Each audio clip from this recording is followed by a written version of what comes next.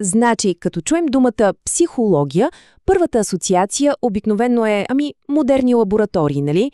Или, може би, дори диванчето на Фройд. Обаче, какво ще кажете, ако корените на науката за ума се окажат много, много по-древни? И ако са свързани с един, доста фундаментален проблем, с който първите велики цивилизации са се сблъскали челно. Хайде да видим за какво точно става дума. Всъщност всичко тръгва точно от този въпрос. Защото, помислете, да изградиш империя, това не е просто да размахваш мечове и да вдигаш стени. Не. То е преди всичко въпрос на контрол, на единство. И ето го големия въпрос. Как по дяволите постигаш това, когато управляваш милиони хора, които са напълно различни едни от други? И ето тук, точно тук, е разковничето. В един момент просто фокусът се измества.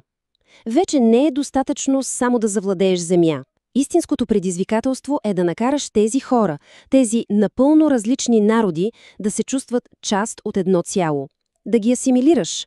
Това вече не е война за територия. Това е битка за нещо много по-трудно. За сърцата и умовете. И за да спечениш такава битка, ти трябва съвсем нов вид оръжие, нов вид знание. И така, да се пренесем към първия ни голям пример – Древен Египет. Защото това е, може би, първия наистина мащабен експеримент в историята за решаване на точно този проблем. Проблема с асимилацията. Вижте, когато фараон Менес успява да обедини двете големи царства, Горен и Долен Египет, на хартия той създава една държава. Супер! Обаче в реалността той не създава един народ. Хората от двете земи си остават различни, с различни богове, с различни обичаи. И задачата е била огромна. Как да се вземат тези два отделни свята и да се слеят в единно цяло? И ето как са го направили. А подходът им е бил направо гениален. На практика те са използвали един вид древно социално инженерство. Първото нещо, което правят, е да създадат обща религия. Но не като налагат едните богове над другите, а като ги смесват. Така всеки и от север, и от юг е можел да припознае своите си вярвания в новия пантеон. Много хитро, нали? След това издигат фараона до статус на бог. Това е ключово. Така всички имат една единствена върховна фигура, към която да са лоялни. Фигура, която, представете си, контролира разливите на Нил, т.е. самия живот. И накрая те затвърждават една изключително силна идея, че душата и тялото са едно неразривно цяло. И от тук, разбира се, идва и мумификацията. За да имаш вечен живот, за да продължи душата да съществува, тялото е трябвало да бъде запазено на всяка цена. А сега, чуйте нещо наистина откачено от наша гледна точка. За древните египтяни центърът на съзнанието, на мислите, на волята не е бил мозъкът. Изобщо, бил е сърцето. Този цитат от древен папирус го казва перфектно. Езикът повтаря това, което сърцето е замислило. Тоест сърцето е шефа, то взима решенията, а всичко останало, включително говорът, просто изпълнява. Само се замислете, това е един от първите опити в човешката история да се намери седалището на съзнанието, да се обясни откъде идват нашите действия. Добре е да сменим континента сега, прескачаме на изток към Древен Китай. Тук задачата е била, на пръв поглед различна, но в същността си същата. Как управляваш една абсолютно необятна територия, пълна с безброй различни земеделски племена? Първоначалното решение на китайските владетели е било доста директно. Централизация. Обявяваме цялата земя за собственост на императора и създаваме една желязна иерархия.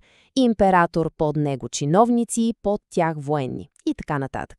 Обаче, и това е важното, една такава структура не може да се крепи само на армия и заповеди. Трябва и софтуер, трябва и идеология, философия, която да накара хората да приемат този ред и да го поддържат. И така се появяват две изключително мощни, да ги наречем социални технологии за управление на ума. От една страна имаме даоизма. Неговата идея е съсредоточи се върху себе си, намери вътрешен мир и следвай естествения ход на нещата. Това е пътят към личното благоденствие. А от другата страна, в пълен контраст е конфуцианството, което казва не, най-важното е обществото, има правила, има дълг. Тук ключова е идеята за жен, грижа за другите, която трябва да е по-важна от личните нужди. Така че имаме две системи. Едната гледа навътре, към индивида, другата навън, към обществото. Но и двете, макар и по различен път, се стремят към едно и също – хармония и ред. И покрай всичко това, в Древен Китай се случва още нещо забележително. Те създават първата, доколкото ни е известно, теория за темперамента. Тоест, те са първите, които сериозно се замислят. Чакай малко, защо хората са толкова различни? И тяхното обяснение, разбира се, е свързано с тялото, с баланса на въздух, кръв, слуз. Звучи ни странно днес, но самата идея. Самият опит да се обяснят индивидуалните различия, това е буквално прототипа на всяка съвременна теория за личността. Добре, и сега към третия ни голям пример – Древна Индия. И тук, честно казано, виждаме, може би, най-радикалния, най-строгия подход за организиране на обществото, който човечеството е измисляло. Да, става дума за кастовата система. Представете си едно общество, което е като една огромна сложна социална машина, в която ролята на всеки човек е абсолютно фиксирана от момента на раждането му. Няма мърдане. Ти се раждаш, за да бъдеш свещеник или воин или търговец и това е. А за да се циментира този ред, той е обяснен чрез митологията. Всяка каста произлиза от различна част на бог Брахма. Така системата става не просто социална, а божествена, непоклатима. Обаче и тук идва големият парадокс. Точно в тази невероятно строга, смазваща външна система се ражда нещо революционно. Хората сякаш се обръщат навътре и индуистките мислители за първи път в историята стигат до концепцията за аса. И внимавайте, тук не става дума просто за душа, както я разбираме ние. Говорим за едно по-висше, чисто, безгранично съзнание. Трансцендентален дух, който е отделен от тялото и емоциите и който свързва всичко и всички. Това е буквално раждането на изследването на съзнанието. И точно върху тази основа се появява будизмът. Само погледнете 4 благородни истини. Това е почти като първият наръчник по терапия в света.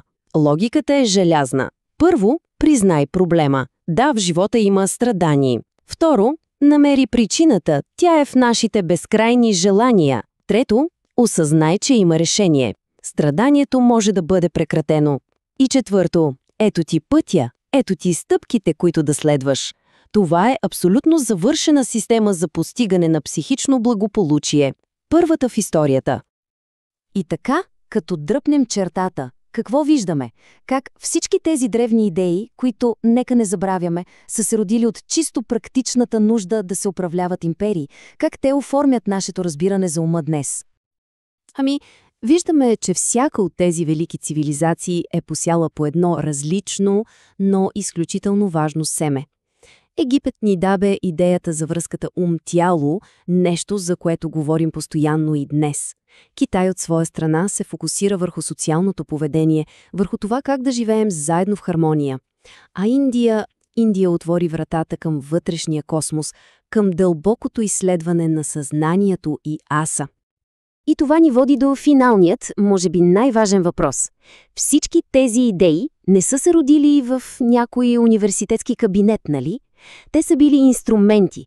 Инструменти за контрол, за управление на империи. И въпросът е, колко от нашата модерна научна психология днес все още стои върху тези древни имперски основи?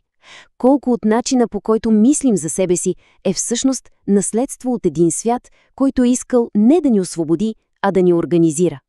Един въпрос, над който определено си струва да се замислим.